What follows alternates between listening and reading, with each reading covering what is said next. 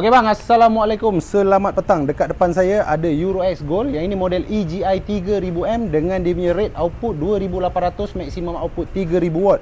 Untuk enjin ni dia punya capacity enjin 208cc dengan tangki berkapasiti 5 liter. Untuk tangki minyak hitam 0.5 liter saja. Untuk minyak hitam yang kita gunakan adalah Senarco Advance 10W40 SE semi synthetic lah. Untuk model ni dia open inverter, yang mana dia inverter tapi dia punya bunyi itu bising sikit lah. Dia punya sistem api tu inverter. Untuk dia punya current dengan dia punya frekuensi sama 240 volt 50 Hz punya frekuensi lah. Normal generator lah, kita boleh katakan dia standard pasar malam generator. Cuma dia compact, kita senang nak pegang dia. Dan abang tengok dia punya bentuk macam ni, right? Dia punya bentuk macam ni. Dengan berat cuma 23 kg saja. Boleh dikatakan ringan lah untuk 3000 watt punya generator. Alright, nak start sama macam generator yang lain. Kita try start sekali. Abang boleh tengok dekat sini.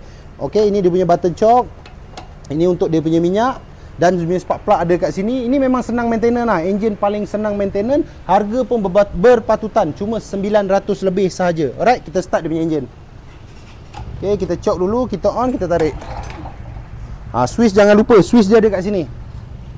Ni dia punya 3-pin plug dekat sini. Dekat belah tepi, dia punya side. Okey, switch on. Kita tolak choke, kita start. Okey.